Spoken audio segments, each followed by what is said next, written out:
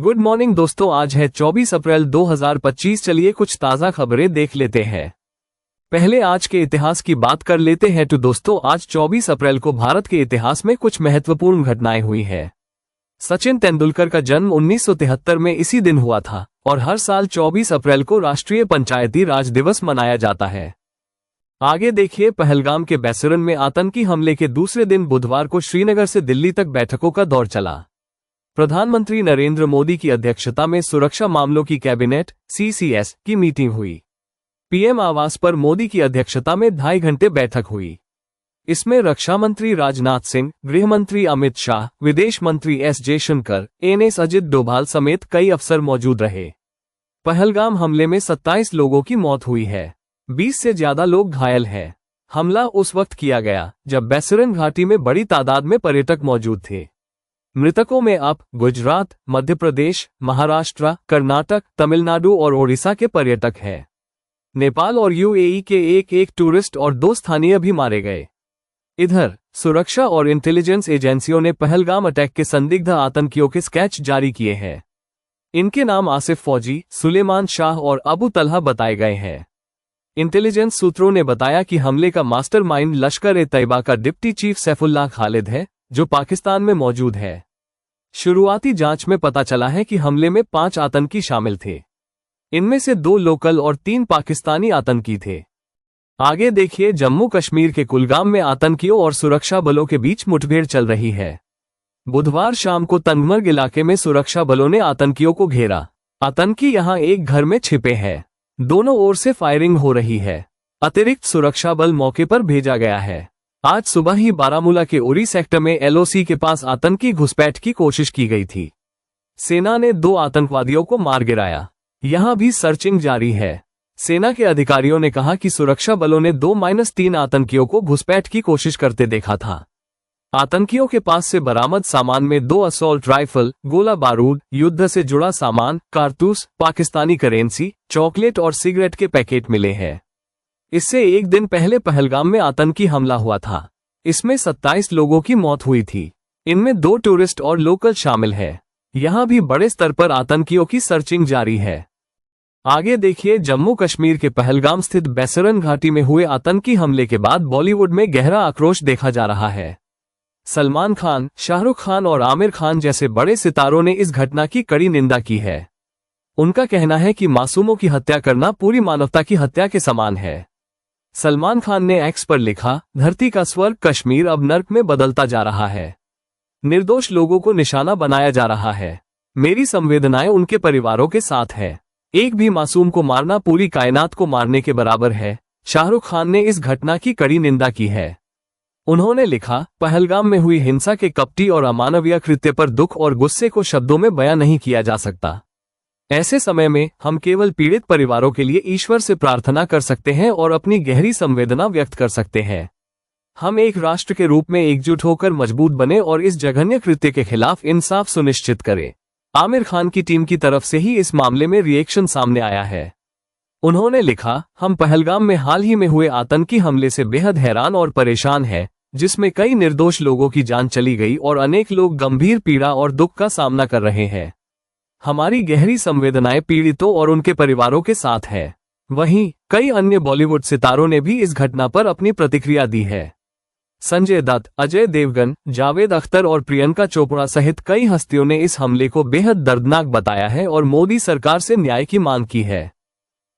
आगे देखिए, 3 अप्रैल को बाबा रामदेव ने पतंजलि शरबत लॉन्च करते हुए एक शरबत कंपनी को जिहादी कहा। इसके बाद रूह अफ़जा बनाने वाली हमदर्द कंपनी दिल्ली हाई कोर्ट पहुंची तो कोर्ट ने कहा कि पतंजलि बिना कंट्रोवर्सी के अपना प्रोडक्ट ही नहीं बेच सकती। मामले में बाबा रामदेव को माफी मांगनी पड़ी। ये कोई पहला मौका नहीं है जब रामदेव ने पहले विवादित बयान दिया हो और फिर माफी मांग ली हो। आगे देखिए, दिल्ली हाई कोर्ट ने महिला के मर्डर के आरोप में जेल में बंद शख्स को जमानत दे दी। वो साल 2018 से जेल में बंद था। उसे जिस महिला के मर्डर के आरोप में जेल भेजा गया था वो जीवित मिली है। वहीं जिस युवती की लाश मिली थी उसकी पहचान अब तक नहीं हो सकी है। जस्टिस गिरीश कटपालिया ने 21 अप्रैल को मामले की सुनवाई की थी। उन्होंने कहा, ये कहना ही होगा कि इस केस की जांच ने कोर्ट की अंतरात्मा को झकझोर दिया है। अभी तक मृतक महिला की पहचान नहीं हो पाई है। जस्टिस कटपालिया ने कहा, यह बेहद दुखद है कि एक महिला ने 7 साल पहले इतने वीभत्स तरीके से जान गंवा दी थी। उसके शरीर को टुकड़ों में काट दिया गया, लेकिन आज तक उसकी पहचान नहीं हो पाई। कोर्ट ने इस केस में पुलिस को लापरवाही दिखाने पर फटकार भी लगाए। दरअसल मंजीत केरकेट्टा ने इस आधार पर जमानत की मांग की थी कि वो 2018 से जेल में है, लेकिन अब तक इसकी पुष्टि नहीं हो सकी है कि हत्या किसी हुई है, क्योंकि जिस महिला सोनी उर्फ छोटी के हत्या के आरोप में उसे जेल भेजा गया वो जीवित है। जिसकी लाश मिली उसकी पहचान नहीं हो सकी है। मंजीत ने कहा कि उसे केवल इस आधार आरोपी बनाया गया, उसे आखिरी बार सोनी के साथ देखा गया था। पुलिस ने मंजीत को 17 मई 2018 को गिरफ्तार किया था। आगे देखिए, तुर्की के इस्तांबुल में आज 6.2 तीव्रता का एक बड़ा भूकंप आया। इसका केंद्र इस्तांबुल के पास मरमारा सागर में था। तुर्की के मंत्री अली येरेलिकाया ने बताया कि 51 आफ्टरशॉक भी आए हैं। अभी तक किसी के मारे जाने की खबर नहीं है, लेकिन घबराहट की वजह से कई लोग बिल्डिंग से कूद गए, जिस वजह से 151 लोग घायल हो गए। German research centre for geosciences ने भी भूकंप की पुष्टि की है और कहा है कि भूकंप का केंद्र जमीन से नीचे 10 किलोमीटर की गहराई पर था। शहर और आसपास के इलाकों में बड़े झटके महसूस किए गए। भूकंप इतना शक्तिशाली था कि इसके झटके 440 किलोमीटर दूर राजधानी अंकारा भी महसूस किए गए। ये भूकंप सिलिगुड़ी जिले के जिस इलाके में आया वो भूकंपीय एक्टिविटी के लिए जाना जाता है। आगे देखिए, कश्मीर के पहलगाम में कल हुए आतंकी हमले के बाद दुनिया के ज्यादातर देशों ने भारत के लिए अपना समर्थन जताया और पीड़ितों के लिए संवेदना जाहिर की है। इसमें सुपर पावर अमेरिका और रूस लेकर भारत के पड़ोसी पाकिस्तान और चीन भी शामिल है। शुरुआती जांच में पता चला है कि हमले में 5 आतंकी शामिल थे। इनमें से 2 लोकल और 3 पाकिस्तानी आतंकी थे। पुलिस ने पूछताछ के लिए कई लोगों को हिरासत में लिया है।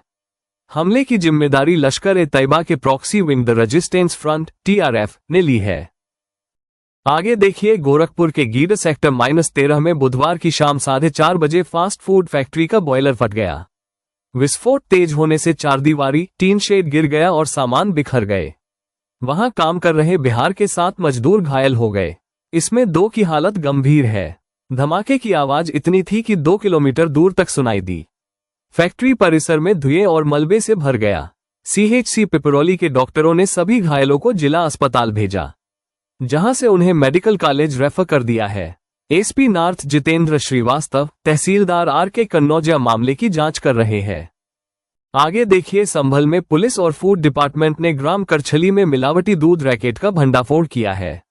यहां से रोज करीब 4000 लीटर मिलावटी दूध की सप्लाई की रही थी।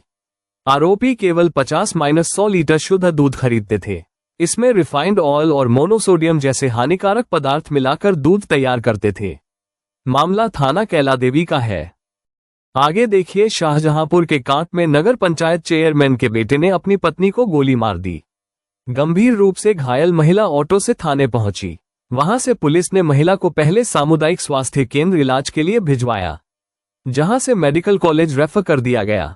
महिला से पूछताछ के बाद पुलिस ने शकील उर्फ नन्हे के खिलाफ मामला दर्ज किया है। बताया जा रहा है, अवैध संबंध के शक में पति ने पत्नी को गोली मारी है। आगे देखिए, भदोही से सपा विधायक जाहिद बेग के घर में नाबालिग नौकरानी के सुसाइड मामले में बुधवार यानी 23 अप्रैल को हाईकोर्ट में सुनवाई हुई। प्रयागराज की नैनी सेंट्रल जेल में बंद विधायक की जमानत याचिका पर इलाहाबाद हाईकोर्ट ने यूपी सरकार से जवाब मांगा है। कोर्ट ने यूपी सरकार को जवाब दाखिल करने के लिए 6 मई तक का समय दिया है। मामले की सुनवाई जस्टिस संजय कुमार सिंह की सिंगल बेंच कर रही है। विधायक की पत्नी सीमा बेगम की अग्रिम जमानत याचिका और बेटे जईम बेग उर्फ सैफी की जमानत याचिका पर भी सुनवाई हुई। कोर्ट इस मामले में सभी याचिकाओं पर एक साथ सुनवाई कर रही है। इसी केस में विधायक की पत्नी सीमा बेगम 8 महीने से फरार चल रही है। आगे देखिए, BHU में एडमिशन नहीं होने पर छात्रा 7 दिन से धरने पर बैठी है। PMO ने जिला प्रशासन से इस मामले में रिपोर्ट तलब की है। इसके बाद ADM सिटी छात्रा से बातचीत करने पहुंचे। जल्द ही PMO को रिपोर्ट भेजेंगे। दूसरी तरफ चंदौली के सपा सांसद वीरेंद्र सिंह और कांग्रेस प्रदेश अध्यक्ष अजय राय ने भी छात्रा से मुलाकात की। BHU स्थित केंद्रीय कार्यालय के गेट पर धरना दे रही छात्रा का आरोप है कि सारे प्रमाण पत्र सही होने पर भी उसका प्रवेश बाधित किया जा रहा है। आगे देखिए, पहलगाम हमले के बाद भारत ने पाकिस्तान के खिलाफ सख्त कदम उठाए हैं। प्रधानमंत्री नरेंद्र मोदी की अध्यक्षता में सुरक्षा मामलों की कैबिनेट मीटिंग (CCS) में 5 बड़े फैसले लिए गए। पीएम आवास पर मोदी की अध्यक्षता में CCS की बैठक 2.5 घंटे चली। इसमें रक्षा मंत्री राजनाथ सिंह, गृह मंत्री अमित शाह, विदेश मंत्री एस जयशंकर, NS अजित डोभाल समेत अफसर मौजूद रहे। 1 सिंधु जल समझौता तत्काल प्रभाव से रोक दिया गया है। 2 अटारी बॉर्डर को तुरंत बंद कर दिया जाएगा। पाकिस्तानी नागरिक सार्क वीजा से अब भारत में एंट्री नहीं कर पाएंगे। 3 जो लोग सार्क वीजा पर भारत में हैं, उन्होंने 48 घंटे में भारत छोड़ना होगा। 4 भारत में पाकिस्तानी दूतावास बंद, 1 हफ्ते में पाकिस्तानी राजनयिक भारत छोड़ें। 5 सारे पाकिस्तानियों का वीजा रद्द कर दिया गया है।